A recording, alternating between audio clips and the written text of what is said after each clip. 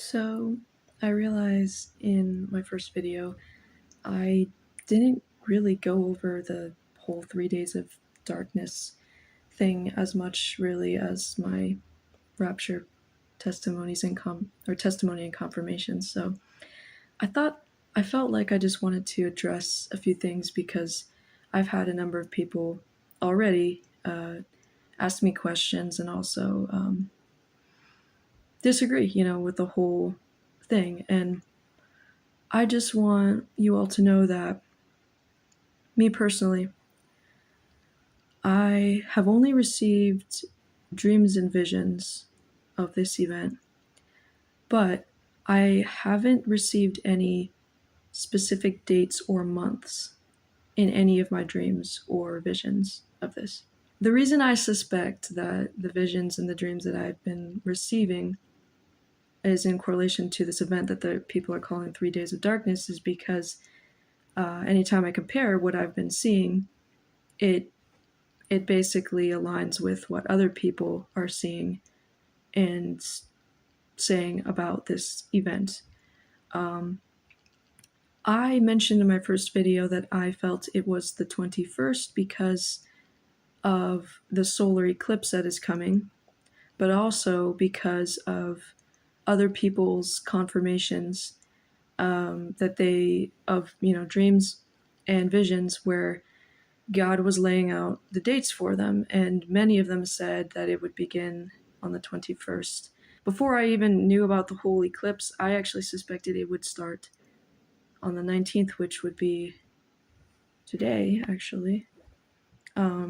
But yeah, once I just realized about the eclipse, I'm like, well, it could very well be this Sunday. But because I never received any specific dates, I only offered this information to you all as a caution, a warning, in the case it really is from God, and in the case it's coming before the rapture.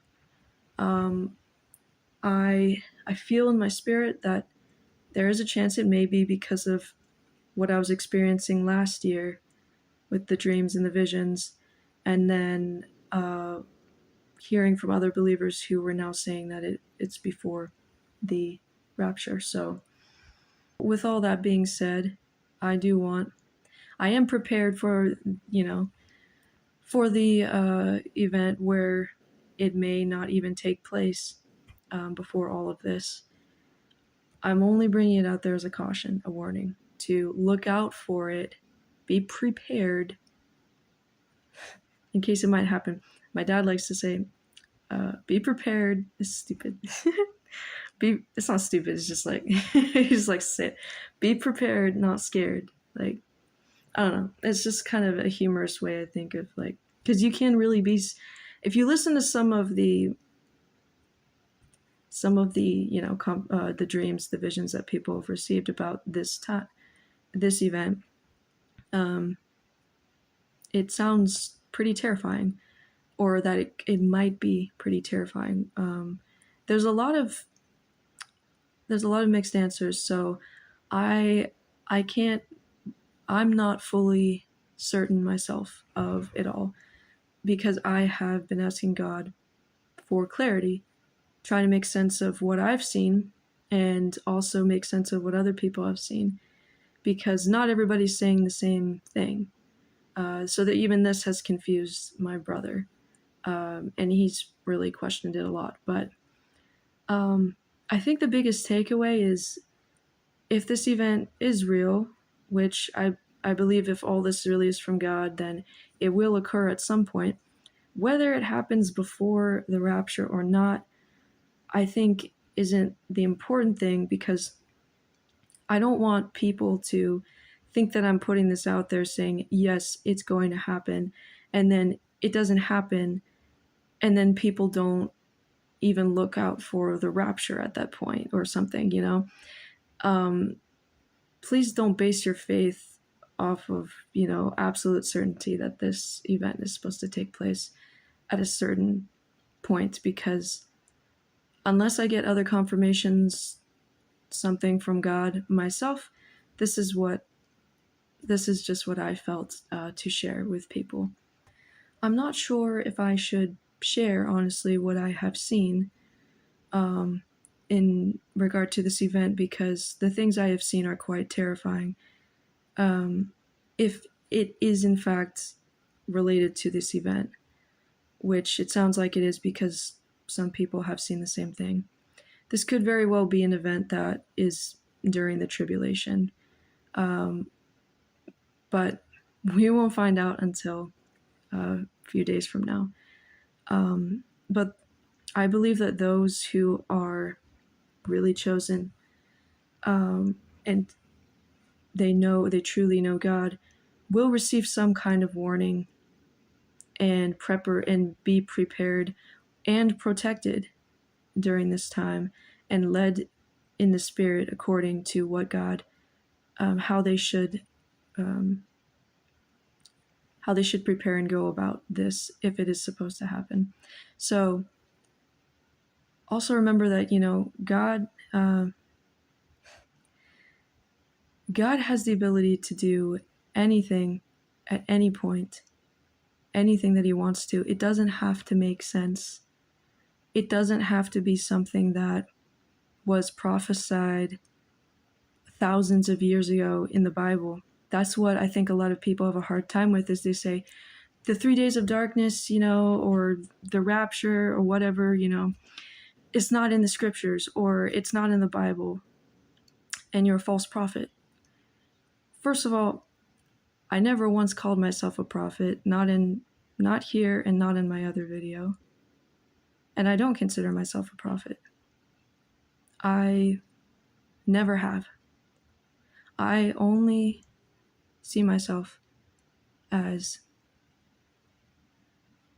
somebody who loves Jesus and humanity so much. And since I was a very young child,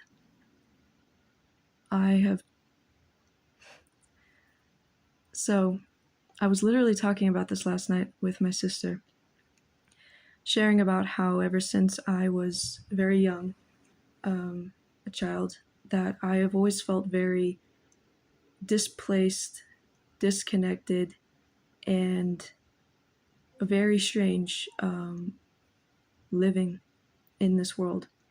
When I was a child, there was a specific feeling about it that is a little bit different than how I feel now, because there was like a strange familiarity, or it was like a familiarity. I was trying to remember something that I had before.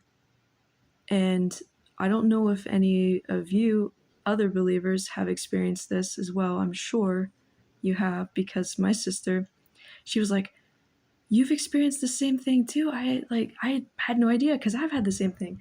And basically what it was, I was trying to describe like what it felt like, what me and my sister to my parents, and my mom was like, "Well, I think a part of the reason you had that feeling of like, why am I here? Like, I don't feel like I'm supposed to be here. Like, this doesn't feel right." And feeling just out of place in this world is probably because we were remembering heaven. We were actually remembering what it was like to be in heaven and to be with Jesus. And you start to lose that as you grow up, because cool revelation, actually. I've been meditating for years, but I don't think that Jesus had ever really said this to me until like last month, when I was meditating one day.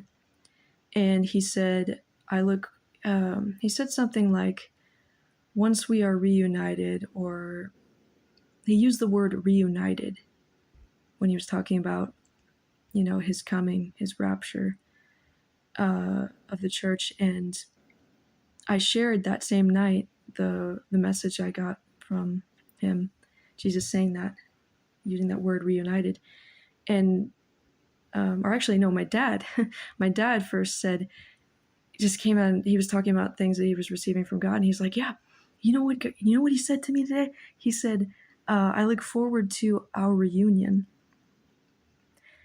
And he's like, he's never said that before. And I was like, reunion? What are you talking about? Like, I'm not there. Like, I've never been there. And then when he was thinking about it, he was like, oh my gosh, we were at once in heaven before we were here. I'm not sure how it really works. I won't know until we get there. How it works for whatever state you are as a being in heaven before you come here, because there is a process of where God is actually designing you, creating you in heaven before you were brought here. And I remember asking him, like, well, why would anyone choose to leave heaven if you were there at some point? And I'm sure there's lots of theories on this. And I think either we have a choice where God shows us, maybe he shows us the life we will have as a physical person, experiencing a physical life and the things that go into that. Maybe he shows us that in heaven and says, would you like to experience this physical life? And then, you'll come back at this point or whatever. And maybe we choose that. And maybe I chose my parents and my family, maybe. Or maybe we're literally just formed and designed, thought out in heaven, and then God places the little infant, the little seed that we are, and upon conception, I guess. Maybe that's how it works too. Those are the main two thoughts that I've had, that maybe that's how it goes, but we won't know until we get there, I guess. But it's like we can't comprehend it, we can't fathom it, because in heaven there is no time. There's no time. So I guess it's hard to pinpoint where things would really begin. Where I don't even know. Like, it'll be a mystery that will make sense once we get there, but we could all very well be arriving all at the same time. Maybe the same time as people from thousands of years ago, my dad thought. Who knows? So I was listening to, I don't know, my favorite album at the moment, which is Portal. Ever since it was released, it's been my favorite thing to listen to. If you remember the song, if you watched my first video and you watched or listened to the song I shared, "What Do We Ever Really Know" by Balu Brigada, I was listening to that song yesterday, and I was laughing to myself because there were more things that came to me from that song that I know was from God, that never stood out to me until now. That this song and others, which I will mention, but from that song, the first verse in that is, Ali made a score, made a million, wanted more, bought a house in Saint Tropez, heard a knock up on his door.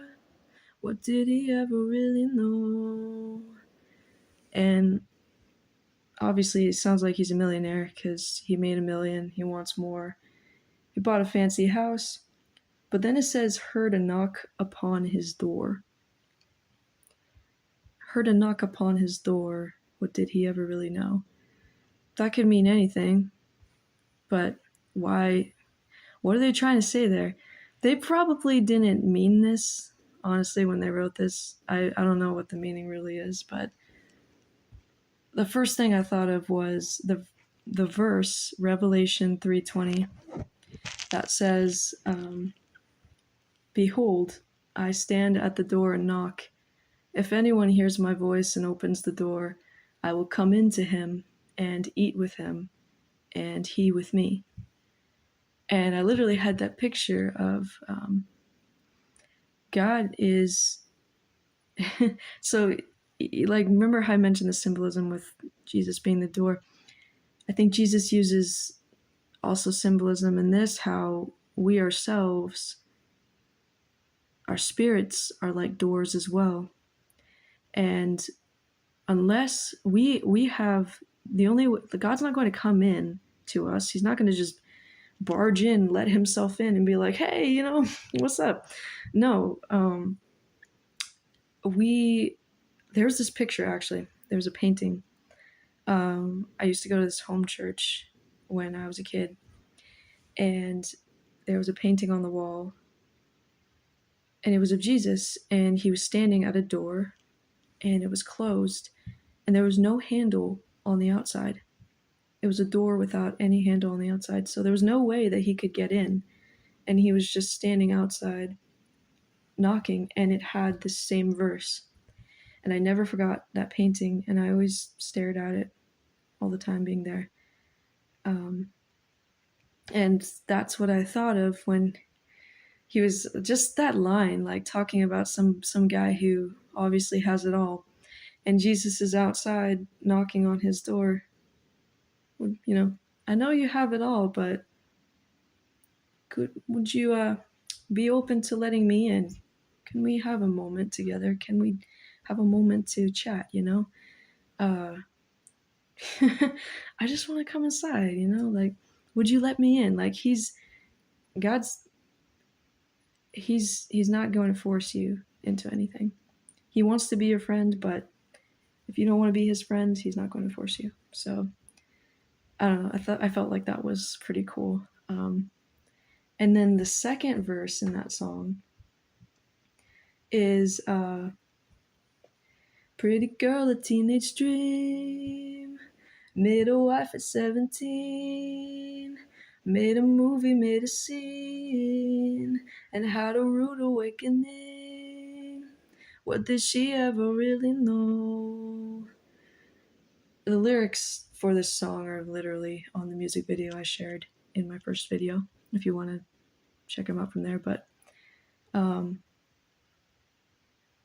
what stood out to me is she had a rude awakening. I mean, you could take that anyway, honestly.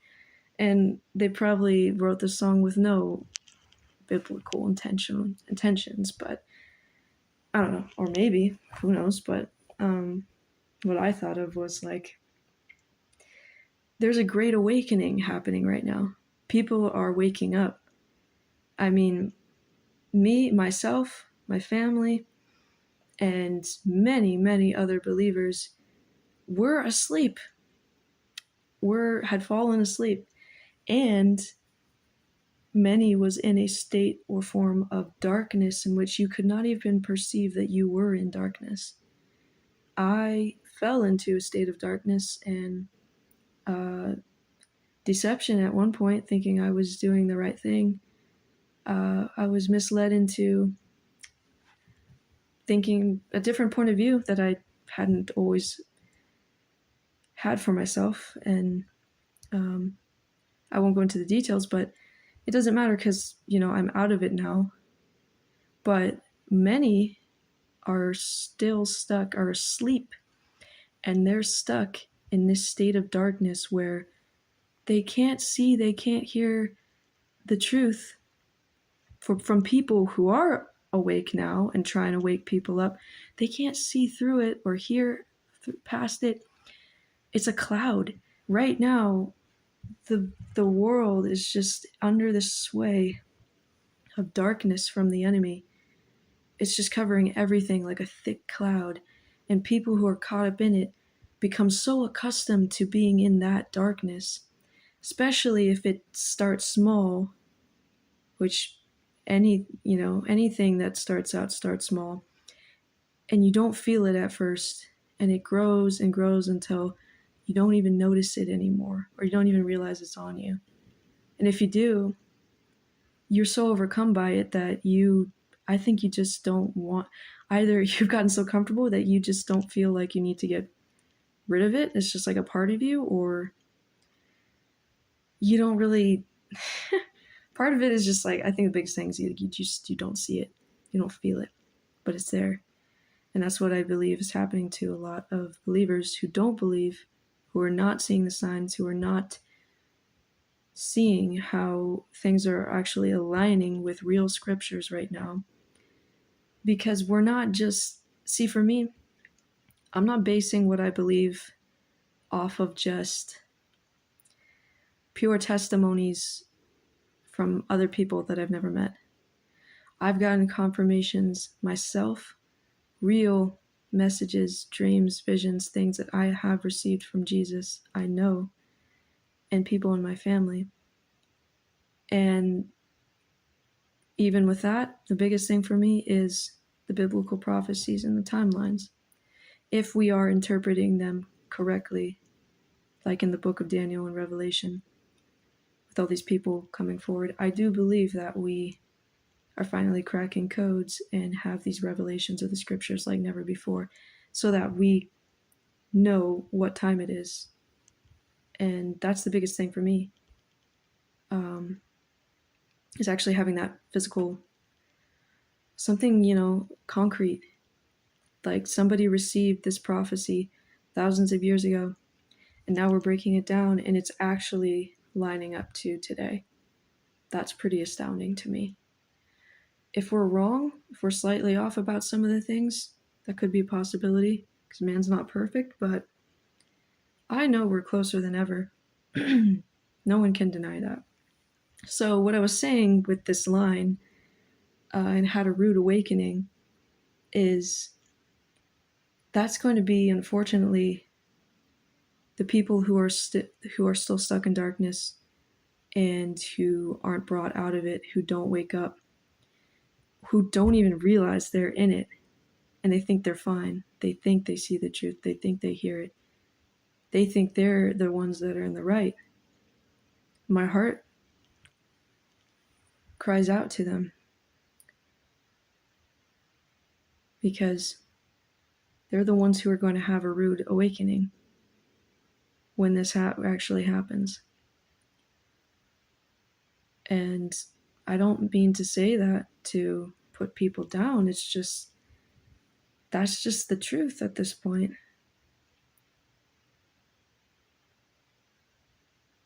And I only say these things out of the desire to share, and because I have compassion and love and empathy. And I know what it's like to be in darkness, because I was there. Another thing too you could think about in this song is the fact that I mentioned this line, if the globe is frozen. Oh, I forgot, I said the world. If the globe is frozen by October. Just before that, he talks about how, what do we ever really know? And if the world stops spinning again, then I don't care if the globe is frozen by October. I feel like that's kind of the mentality of most people nowadays, is like, maybe we're getting so accustomed to the heaviness of things and the amount of disasters that are happening that people are just thinking or calling it the norm, or somehow thinking that that's the way it's always been. I don't know about you. I've only existed for 26 years on this planet, and I remember how different things were from when I was a child to then a teenager to then now. We've been climbing ladders, okay, to how things have been progressing and the magnitude of disasters, signs, and events over the years. Me, my sister, my family can say the same things. Life was very different in a short period of time.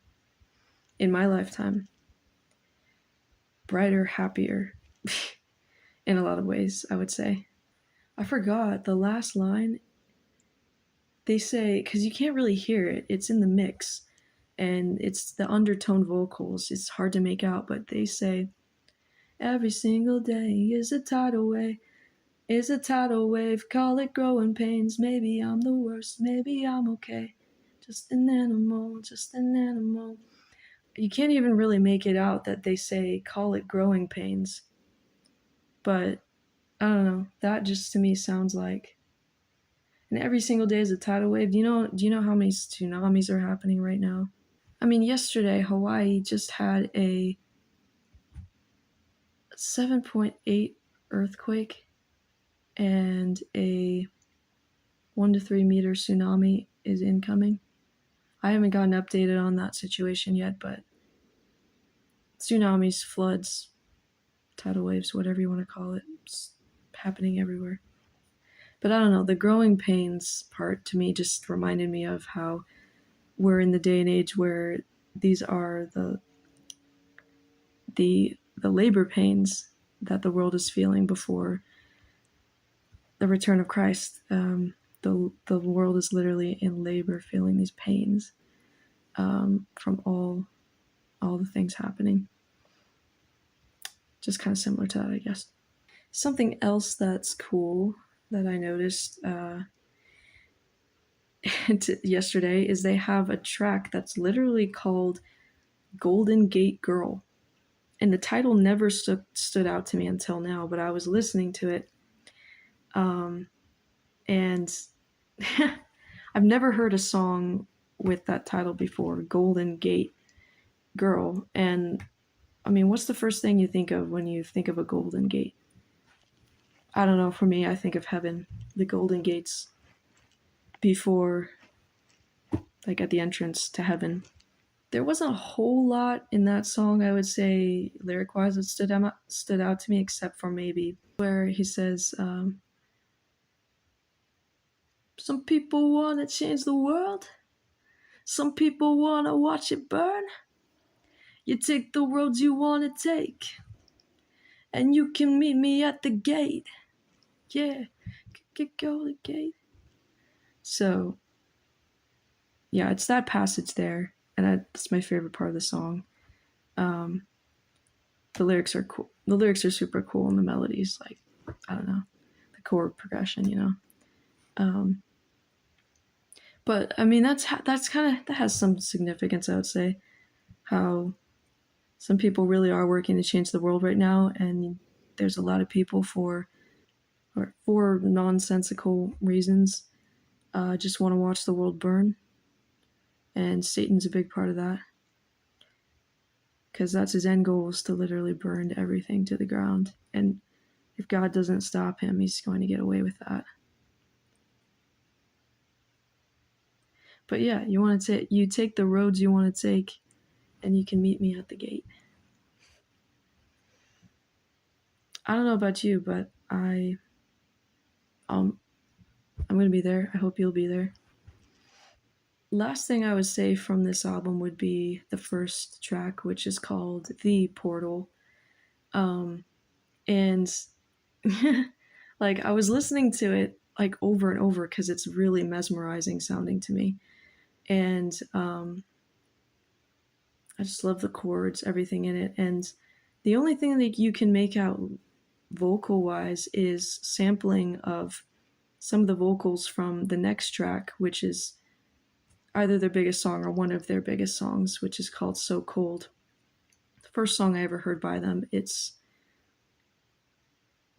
amazing.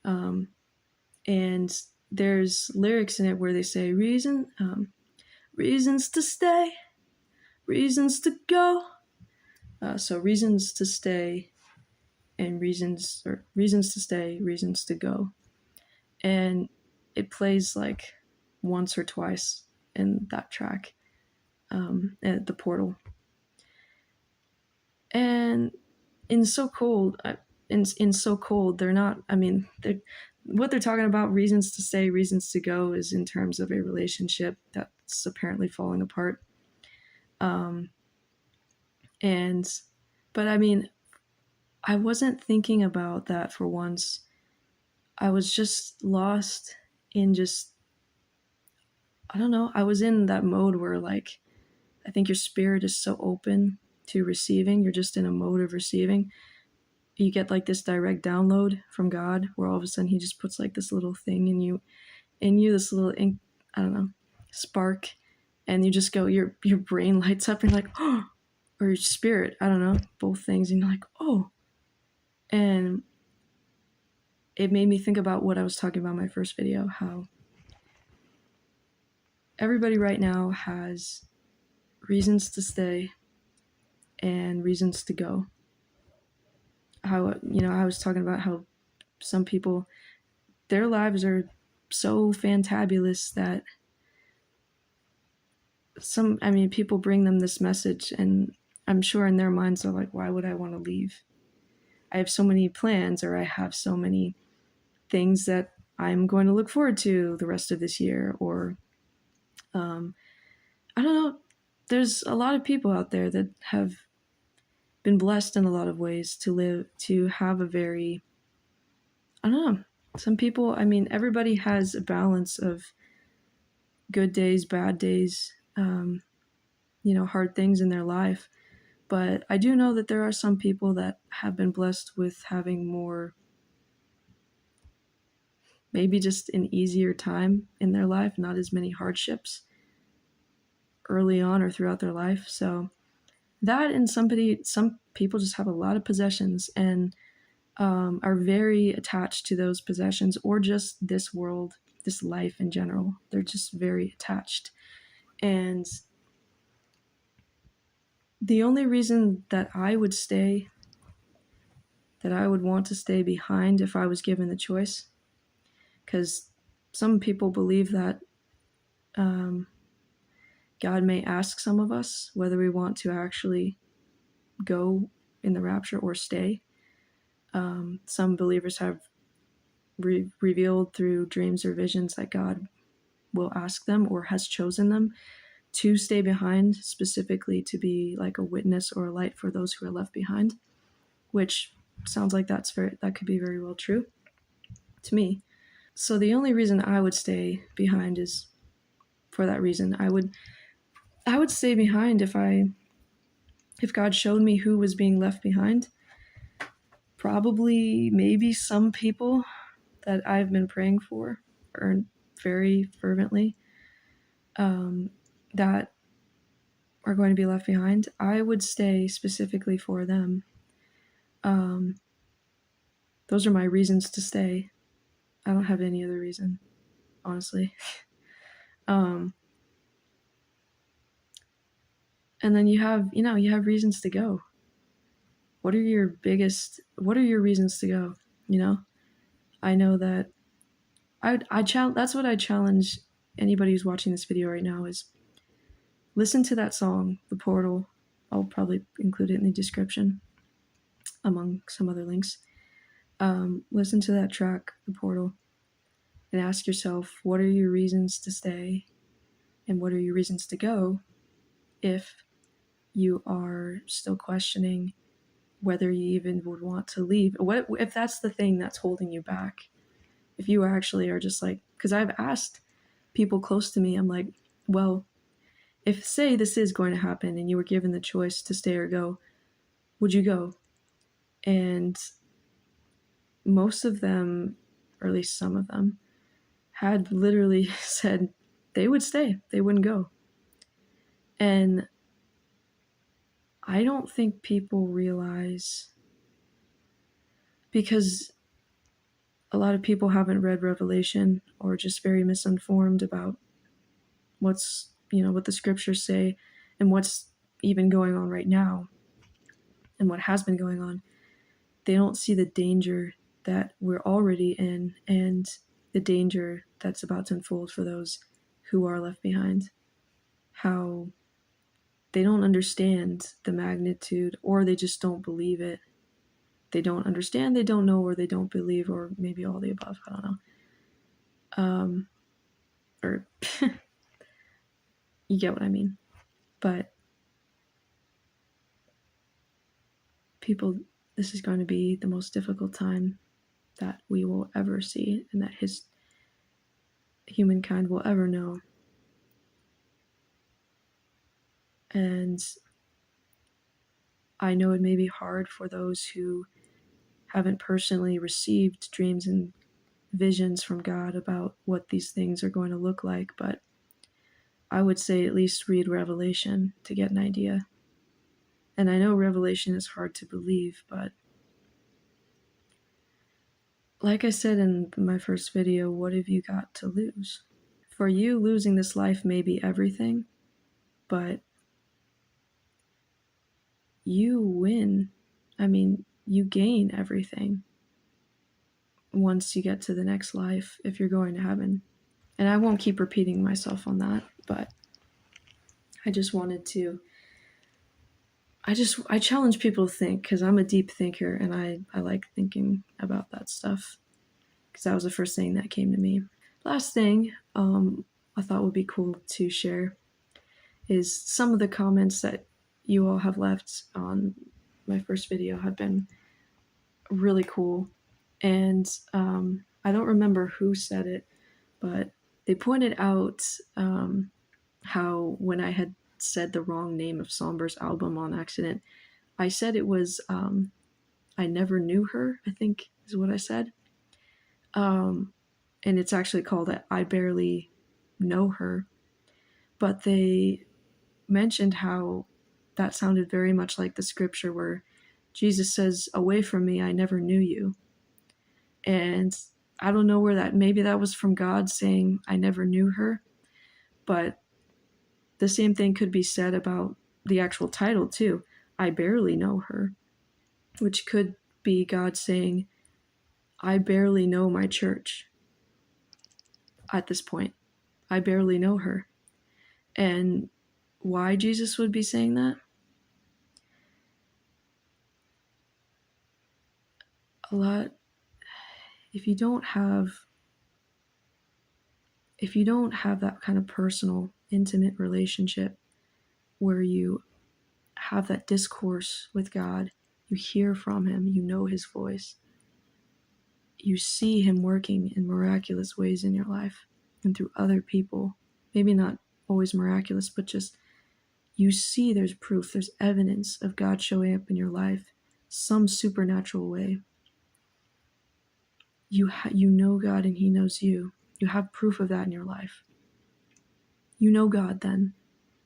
But if you don't have proof in your life of God showing up in some form, in some way, and you just go to church and you just do the A, B, and C because that's what your family does or that's how you were raised, and you just read your Bible or,